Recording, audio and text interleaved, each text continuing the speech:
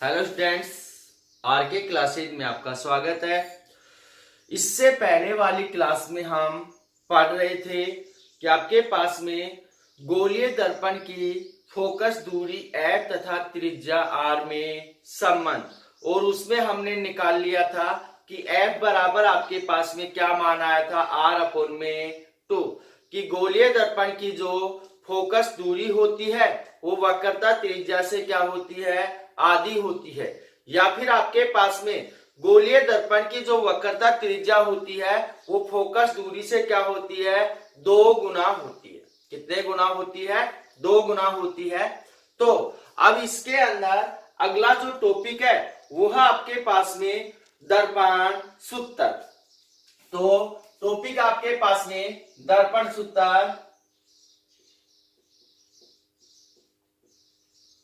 या फिर इसको हम दूसरे तरीके से बोल सकते हैं UVF में संबंध। वस्तु की दूरी U, प्रतिबिंब की दूरी V तथा फोकस दूरी F में संबंध। तो यहां पे ध्यान देना कि दर्पण सूत्र कहते किसे हैं। दर्पण सूत्र कहते किसे हैं कि आपके पास में किसी वस्तु की दूरी U, प्रतिबिंब की दूरी V और आपके पास में जो दर्पण की फोकस दूरी है F के मध्य जो संबंध होता है उस संबंध को क्या कहते हैं, दर्पण सूत्र कहते हैं। क्या कहते हैं, दर्पण सूत्र कहते हैं। अब दर्पण सूत्र निकालेंगे कैसे उसको ध्यान से समझना है। तो माना आपके पास में एक क्या है, अवतल दर्पण है। एक क्या है, अवतल दर्पण है, और ये अवतल दर्पण का क्या है, मुख्य अक्ष है। क्या है, मुख्य अक्ष है। और ये क्या है, इसका ध्रुव बिंदु O है। क्या है, ध्रुव बिंदु O है। और ये इसका क्या है, मुख्य फोकस F है। और आपके पास ये क्या है, इसका वक्रता केंद्र C है। तो यहां दर्पण सूत्र निकालने के लिए हमने एक अवतल दर्पण लिया है। इस अवतल दर्पण के सामने एक वस्तु AB को रखा है। एक वस्तु AB को रखा है। इस वस्तु से एक प्रकाश की किरण मुख्य अक्ष के समांतर क्या होती है, बिंदु P के ऊपर आपतित होती है। इस वस्तु से एक प्रकाश की किरण मुख्य अक्ष के समांतर बिंदु P के ऊपर क्या होती है, आपतित होती है। जब आपके पास कोई प्रकाश की किरण मुख्य अक्ष के समांतर आपतित होती है तो वह परावर्तन के पश्चात कहां से गुजरती है, मुख्य फोकस से गुजर जाती है। मुख्य फोकस से गुजर जाती है। उसके पश्चात एक अन्य प्रकाश की किरण ध्रुव बिंदु O के ऊपर क्या होती है, आपतित होती है। तो अब मैंने कल आपको बताया था कि जब प्रकाश किरण ध्रुव बिंदु O के ऊपर आपतित होती है तो वह परावर्तन के पश्चात जितने कोण के ऊपर आपतित होती है उतने ही कोण के ऊपर क्या हो जाती है, परावर्तित हो जाती है। तो यह जितने कोण के ऊपर आपतित हो रही है उतने ही कोण के ऊपर क्या हो गई, परावर्तित हो गई।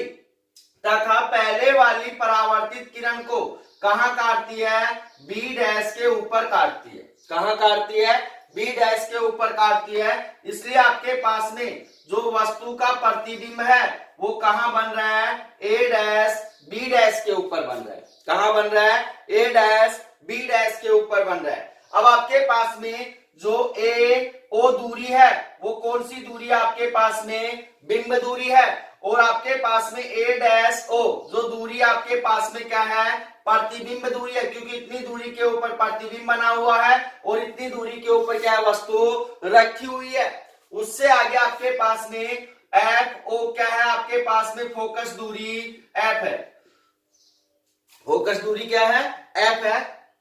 तो उसके पश्चात आपके पास में PO मुख्य अक्ष के ऊपर क्या है, लंब है।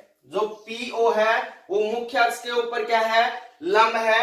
अब इसके अंदर ध्यान से समझना भाई कि आपके पास में यहां त्रिभुज ABO वह त्रिभुज A'-B'-O में, तो यहां लिख रहा हूं मैं त्रिभुज ABO तथा त्रिभुज A'-B'-O में अब आपके पास यहां पे ध्यान देना, त्रिभुज ए बी ओ के अंदर ये कोण कितना डिग्री है, 90 डिग्री है। और त्रिभुज ए डैश बी डैश ओ के अंदर ये कोण कितना डिग्री है, 90 डिग्री है। तो आपके पास कोण बी ए ओ बराबर आपके पास कोण बी डैश ए डैश ओ, कौन से कोण आपके पास में समकोण है, कौन से कोण है, समकोण। तो आपके पास में बी ए ओ और बी डैश ए डैश ओ दोनों कोण आपके पास कितने हैं, समकोण है। उसके पश्चात आपके पास में ये आप कोण कितना है, आई है, और ये आपके पास परावर्तन कोण कितना है, आर है। तो आपके पास क्या हो जाएगा, यहाँ पे कोण त्रिभुज ए बी ओ के अंदर कोण कितना है, आई है, और त्रिभुज ए डैश बी डैश ओ के अंदर कितना है, आर है। तो आपके पास में हम जानते हैं परावर्तन के नियम से आपतन कोण और परावर्तन कोण आपस में क्या होते हैं, समान होते हैं। इसलिए आपके पास कोण क्या हो जाएगा, ए ओ बी बराबर हो जाएगा कोण ए डैश ओ बी डैश। यहां पे लिखेंगे कोण आई बराबर क्या होगा, कोण आर। दोनों कोण आपस में क्या है, समान है। जब इन दोनों त्रिभुजों के दो कोण आपस में समान है तो तीसरा कोण क्या होगा, स्वतः ही समान होगा, स्वतः ही क्या होगा, समान होगा। इसलिए आपके पास ये दोनों त्रिभुज आपस में क्या होंगे, समरूप होंगे। दोनों त्रिभुज क्या होंगे, आपस में समरूप होंगे। तो यहां हम लिख सकते हैं जब त्रिभुज के दो कोण आपस में समान होते हैं तो दोनों त्रिभुज आपस में क्या होते हैं, समरूप होते हैं। इसलिए आपके पास में, इसलिए आपके पास में त्रिभुज ए बी ओ समरूप है, किससे, त्रिभुज ए डैश बी डैश ओ से, त्रिभुज ए डैश बी डैश ओ से। दोनों त्रिभुज आपस में समरूप है तो इनकी भुजाओं का अनुपात भी क्या होगा, समान होगा। तो यहां लिखेंगे हमें समरूप त्रिभुज की भुजाओं का अनुपात समान होता है। तो यहां लिख रहा हूं मैं समरूप त्रिभुज की भुजाओं का अनुपात समान होता है, समान होता है। इसलिए आपके पास जब दोनों त्रिभुजों की भुजाओं का अनुपात समान होगा तो क्या होगा आपके पास में, यहां देखना भाई, इसकी भुजा क्या है, ए बी है, तो इसकी भुजा क्या होगी, ए डैश बी डैश होगी। तो आपके पास में ए बी बटे कितना हो जाएगा, ए डैश बी डैश बराबर आपके पास क्या मान होगा, यहां पे ध्यान देना कि आपके पास में कौन सी भुजा है, ए ओ। त्रिभुज ए बी ओ के अंदर कौन सी भुजा ए ओ है, और त्रिभुज ए डैश बी डैश ओ के अंदर कौन सी ए डैश ओ है।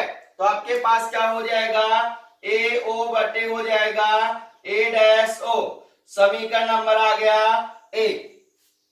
अब उससे आगे आपके पास में त्रिभुज पी एफ ओ, त्रिभुज पी एफ ओ तथा त्रिभुज क्या होगा आपके पास में, ए डैश बी डैश एफ में। ध्यान देना भाई, त्रिभुज पी एफ ओ व त्रिभुज ए डैश बी डैश एफ में, इन दोनों त्रिभुजों के अंदर यहाँ पे आपके पास कितना डिग्री कोण है, 90 डिग्री कोण है, और यहाँ पे भी कितना डिग्री कोण है, 90 डिग्री कोण है।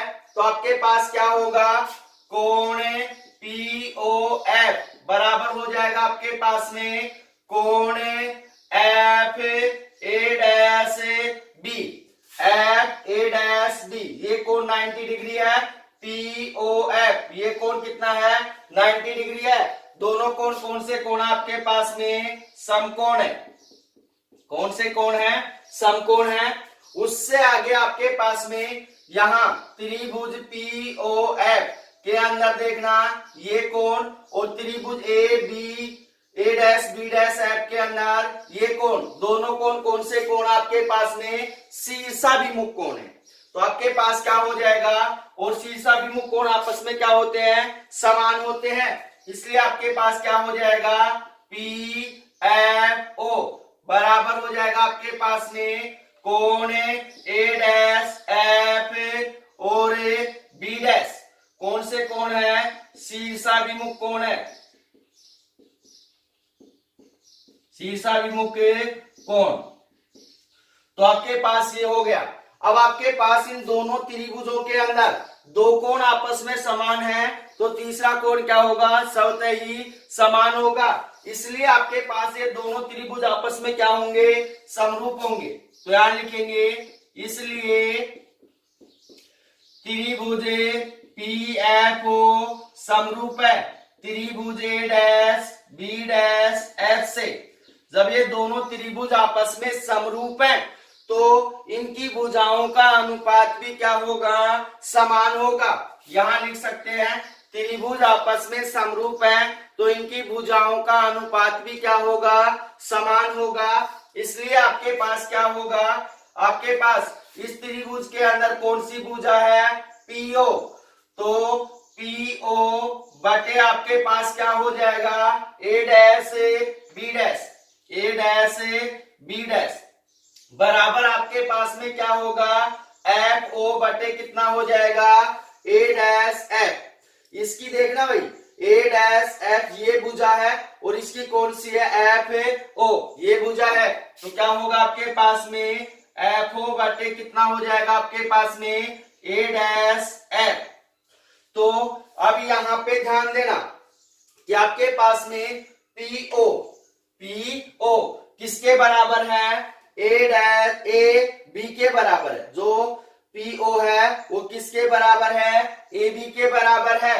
तो यहां लिख रहा हूं, चूंकि PO बराबर आपके पास कितना है, AB है। उससे आगे आपके पास यहां देखना कि आपके पास में FO का मान कितना दे रखा है, स्मॉल f दे रखा है, और A डैश O का मान कितना दे रखा है, V दे रखा है, परंतु A डैश F का मान नहीं दे रखा है, इसलिए A डैश F का मान निकालने के लिए क्या करेंगे, A डैश O में से क्या घटा दें, FO घटा दें, तो आपके पास क्या मान बचेगा, A डैश F बचेगा। तो यहां लिख रहा हूं, A डैश F बराबर क्या होगा, A डैश O माइनस में क्या हो जाएगा, FO।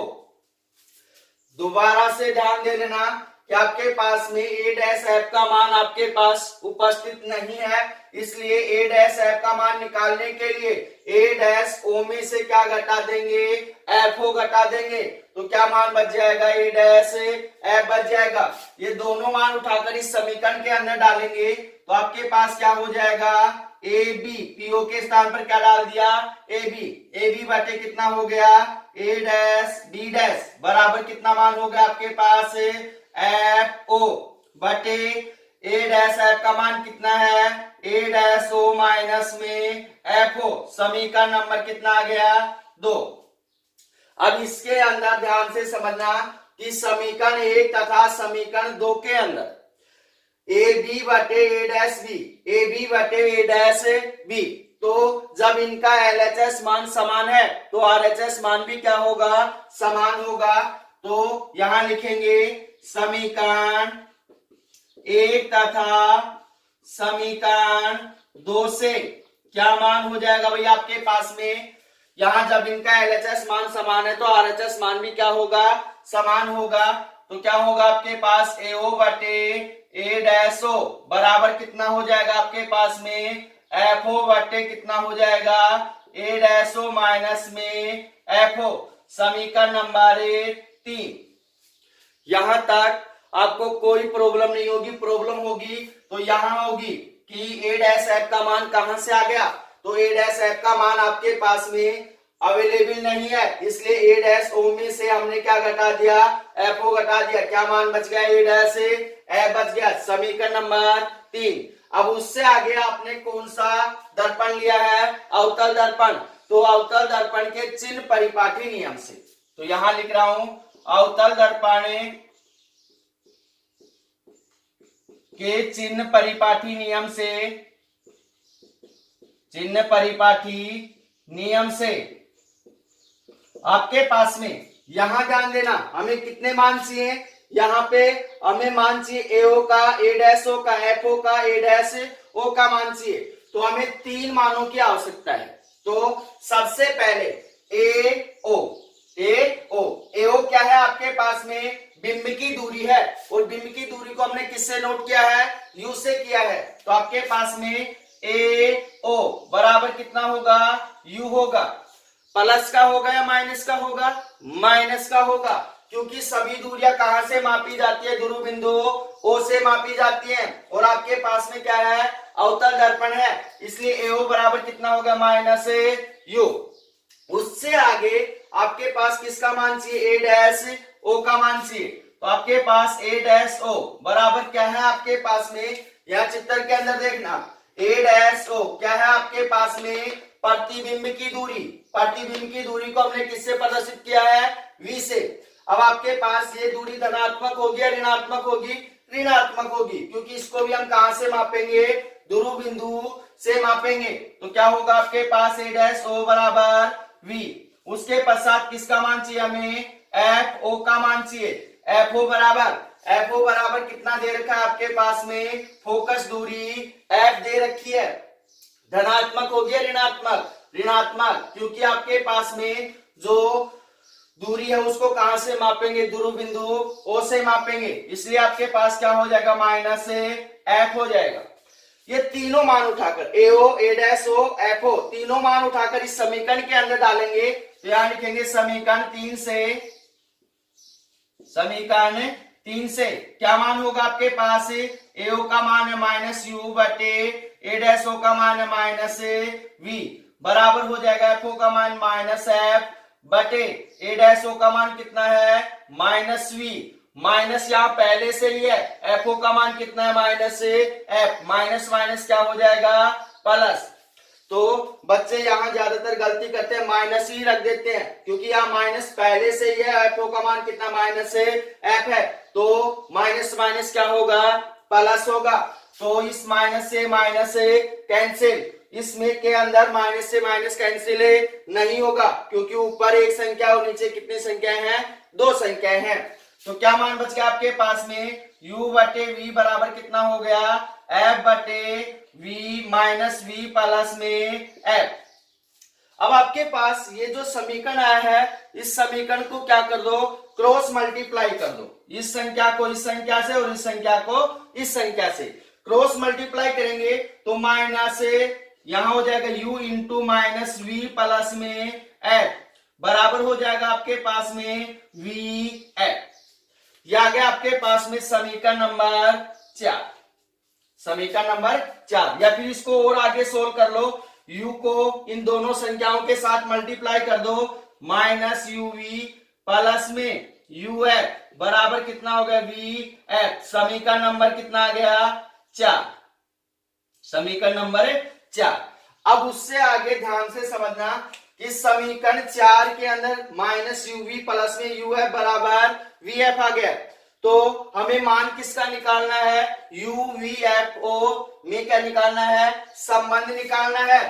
तो यहां ध्यान देना भाई कि समीकरण 4 में यू वी एफ का भाग देने पर, तो यहां पे लिख रहा हूं समीकरण 4 में यू वी एफ का भाग देने पर, भाग देंगे तो क्या मान होगा आपके पास में, माइनस यूवी बटे कितना हो जाएगा, यूवी एफ प्लस में यू एफ बटे कितना हो जाएगा, यूवी एफ बराबर वी एफ बटे कितना हो जाएगा, यूवी एफ।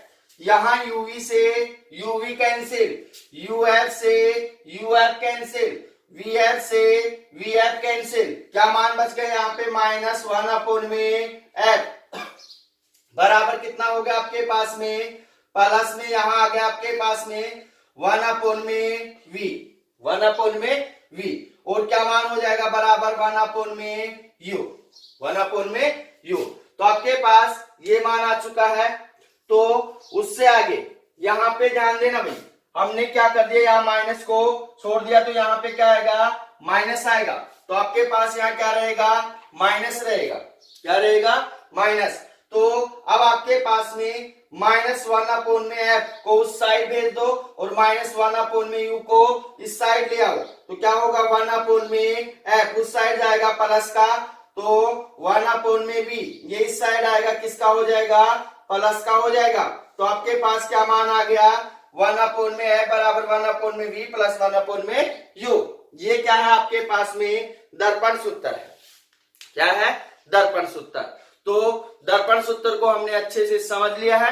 तो अगर किसी को प्रॉब्लम होती है तो आप कमेंट्स करके या व्हाट्सएप पे मैसेज करके बता सकते हो, इसको इस टॉपिक को दोबारा से समझा दिया जाएगा, क्योंकि 10th बोर्ड एग्जाम के लिए ये वेरी वेरी वेरी इंपॉर्टेंट है।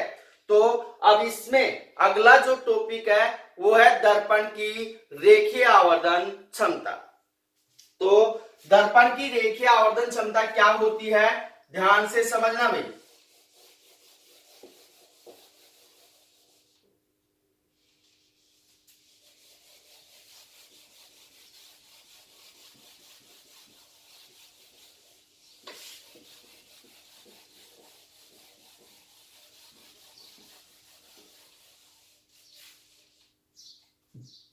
आपके पास में अगला टॉपिक है दर्पण की रेखीय आवर्धन क्षमता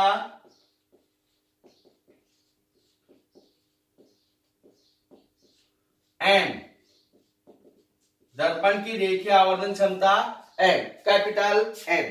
तो दर्पण की रेखीय आवर्धन क्षमता किसे कहते हैं, ध्यान से समझना कि जब हम किसी वस्तु को दर्पण के सामने रखते हैं, जब हम किसी वस्तु को दर्पण के सामने रखते हैं तो दर्पण उस वस्तु का क्या बनाता है, प्रतिबिंब बनाता है। क्या बनाता है, प्रतिबिंब। क्योंकि हम जब दर्पण के सामने खड़े होते हैं तो जो दर्पण है वो हमारा क्या बनाता है, प्रतिबिंब बनाता है।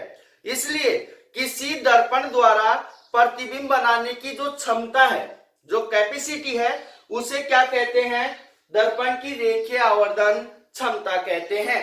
या फिर ये डेफिनेशन समझ में नहीं आई है तो दूसरी डेफिनेशन समझना कि आपके पास में किसी दर्पण द्वारा बनाए गए प्रतिबिंब की ऊंचाई h डैश। आपके पास में ये दर्पण का मुख्य अक्ष है, इसके साथ बनाए गए प्रतिबिंब की ऊंचाई h डैश तथा बिंब की ऊंचाई h के अनुपात को क्या कहते हैं, दर्पण की रेखीय आवर्धन क्षमता कहते हैं। आपके पास में दर्पण है, इसके सामने वस्तु को h ऊंचाई के ऊपर रखा जाता है और इसका जो प्रतिबिंब बनता है h डैश नीचे क्या होता है, बनता है। इसलिए यहाँ डेफिनेशन हो जाएगी कि आपके पास में दर्पण द्वारा बनाए गए प्रतिबिंब की ऊंचाई h डैश तथा बिंब की ऊंचाई h के अनुपात को क्या कहते हैं, दर्पण की रेखीय आवर्धन क्षमता कहते हैं। इसलिए आपके पास में दर्पण की जो रेखीय आवर्धन क्षमता होगी m बराबर कितना होगा, आपके पास में m बराबर हो जाएगा h डैश बटे h। यहाँ पे h डैश क्या है, प्रतिबिंब की ऊंचाई। यहां लिखेंगे h डैश प्रतिबिंब की ऊंचाई, और आपके पास में जो h है वो क्या है, आपके पास में बिंब की ऊंचाई, बिंब की ऊंचाई या वस्तु की ऊंचाई, बिंब की ऊंचाई। अब आपके पास यहाँ m बराबर कितना आ गया, h डैश बटे h। समीकरण नंबर कितना आ गया, a। अब इसको आगे सोल्व करेंगे तो यहां ध्यान देना भाई, आपके पास त्रिभुज a dash b dash o तथा त्रिभुज a b o में, तो यहां लिख रहा हूं मैं त्रिभुज a dash b dash o तथा त्रिभुज a डैश यहाँ a b o में। यहाँ पे ध्यान देना, आपके पास ये कोण कितना है, 90 डिग्री है और ये कोण कितना है, आपके पास में 90 डिग्री है। तो दोनों त्रिभुजों के अंदर आपके पास में कोण कितने हैं, 90 डिग्री हैं। तो यहां लिखेंगे कोण b dash a dash o बराबर हो जाएगा कोण BAO, क्योंकि ये दोनों कोण क्या है, समकोण है।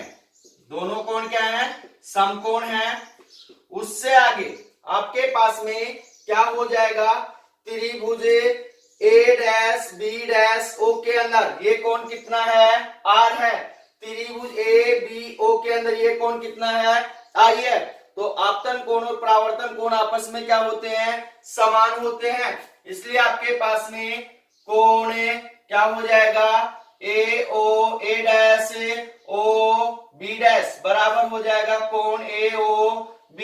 आपके पास क्या हो जाएगा, कोण I बराबर कोण R, परावर्तन के नियम से। तो यहां ध्यान देना, इन दोनों त्रिभुजों के अंदर जब दो कोण आपस में समान है तो तीसरा कोण क्या होगा, स्वतः ही समान होगा। इसलिए दोनों त्रिभुज आपस में क्या होंगे, समरूप त्रिभुज होंगे। कैसे त्रिभुज होंगे, समरूप त्रिभुज होंगे। तो यहां लिख रहा हूं मैं, इसलिए त्रिभुज A', B', O समरूप है किससे, त्रिभुज ABO से। जब दो त्रिभुज आपस में समरूप होते हैं तो उनकी भुजाओं का अनुपात भी क्या होता है, समान होता है। तो आपके पास क्या होगा, यहां पे मैंने पहले कौन सा त्रिभुज लिया है, A', B', O, और फिर कौन सा लिया है, ABO। तो आपके पास पहले जो भुजा है वो कौन सी आएगी, A', B' बटे आपके पास कितना हो जाएगा, AB, बटे कितना हो जाएगा, AB, बराबर कितना होगा आपके पास में, यहां आपके पास में A', O, यहां ध्यान देना A', B' लिए है तो इसकी दूसरी भुजा ही पहले ऊपर आएगी। तो क्या होगा, A' और O, A', O बटे कितना हो जाएगा, AO। अब यहां पे ध्यान देना कि आपके पास में A', B' बराबर आपने कितना माना है, H'। तो यहां लिख रहा हूं, चूंकि आपके पास में A', B' बराबर कितना है, H। अब यहाँ पे H पॉजिटिव होगा या नेगेटिव होगा, क्योंकि मैंने चिन्ह परिपाटी नियम के अंदर पढ़ा रखा है कि मुख्य अक्ष के लंबवत नीचे की ओर मापी गई दूरी सदैव कैसी होती है, ऋणात्मक होती है। तो ये जो बिंब की दूरी है वो लंबवत क्या आ रही है, मुख्य अक्ष के नीचे आ रही है, इसलिए ये क्या मान आ गया, ऋणात्मक आ गया। क्या आ गया, ऋणात्मक आ गया। उसके पश्चात आपके पास में AB बराबर कितना हो जाएगा, H, धनात्मक या ऋणात्मक, धनात्मक, क्योंकि आपके पास में मैंने चिन्ह परिपाटी नियम के अंदर बताया था कि मुख्य अक्ष के लंबवत ऊपर की ओर मापी गई दूरी कैसी होती है, धनात्मक होती है। इसलिए AB बराबर कितना हो गया, H हो गया। और आपके पास में A', O, तो A', O का मान कितना आपके पास में क्या है, प्रतिबिंब की दूरी, धनात्मक या ऋणात्मक, ऋणात्मक। तो आपके पास क्या हो जाएगा, V। उसके पश्चात AO बराबर कितना हो जाएगा, -U। तो ये चारों मान उठाकर इस समीकरण के अंदर डालेंगे तो आपके पास क्या होगा, A' का मान, A', B' का मान कितना, -H बटे AB का मान H बराबर कितना हो जाएगा, -V बटे -U। इस माइनस से माइनस से कैंसिल, इस माइनस को इस साइड भेजेंगे तो H बटे H बराबर कितना हो जाएगा आपके पास, H' बटे H बराबर कितना हो जाएगा आपके पास में, यहां पे मान होगा -V बटे U, -V बटे U। तो समीकरण 1 के अंदर देखना m बराबर कितना है, H' बटे H है। तो यहां लिखेंगे समीकरण 1 से क्या मान होगा आपके पास में, m बराबर हो जाएगा -V बटे U। ये क्या आ गया आपके पास में, दर्पण की रेखीय आवर्धन क्षमता। तो अब आपके पास में यहाँ पे दो प्रकार के दर्पण होते हैं, एक होता है अवतल दर्पण और दूसरा होता है उत्तल दर्पण। अवतल दर्पण की रेखीय आवर्धन क्षमता भी आपने निकाली है, m बराबर कितना है, -V अपोन में कितना है, U आया है। तो ध्यान से सुनना भाई, जो अवतल दर्पण की रेखीय आवर्धन क्षमता होती है कैसी होती है, ऋणात्मक होती है, परंतु उत्तल दर्पण की जो रेखीय आवर्धन क्षमता होती है वो कैसी होती है, धनात्मक होती है। कैसी होती है, धनात्मक होती है। तो अब इससे अगला जो टॉपिक है वो है आपके पास में दर्पणों का उपयोग। दर्पणों का उपयोग, तो हम दर्पणों का कहां कहां उपयोग करते हैं? तो इसमें जो पहला है वो आपके पास में क्या है कि दर्पण का उपयोग हम चेहरा देखने में करते हैं। क्या देखने में करते हैं? चेहरा देखने में करते हैं। सेकंड आपके पास में दर्पणों का उपयोग वैज्ञानिकों द्वारा प्रकाश किरणों के पथों को मोड़ने के लिए किया जाता है। जो आपके पास में दर्पण होते हैं, वैज्ञानिक इनका उपयोग क्या करते हैं? प्रकाश किरणों के पथों को मोड़ने के लिए करते हैं। क्योंकि इसका साधारण सा उदाहरण हम लिख के चले तो मान लिया आपके पास में कोई वस्तु किसी गहराई में गिर जाती है, कोई वस्तु किसी गहराई में गिर जाती है, हमें दिखाई नहीं दे रही है, तब हम क्या करते हैं? साधारण सा उपाय करते हैं, एक दर्पण लेके आते हैं और दर्पण को सूर्य के सामने करके क्या करते हैं? उसको तिरछा करते हैं। तिरछा करके धीरे धीरे उस वस्तु के ऊपर क्या डालते हैं? फोकस डालते हैं, जिससे वो वस्तु क्या होती है? हमें स्पष्ट नजर आती है। इससे क्या हो गया कि आपने जो दर्पण लिया है उसकी सहायता से प्रकाश किरणों के पथ को क्या किया है? मोड़ा है। तो वैज्ञानिकों द्वारा प्रकाश किरणों के पथों को मोड़ने में किया जाता है।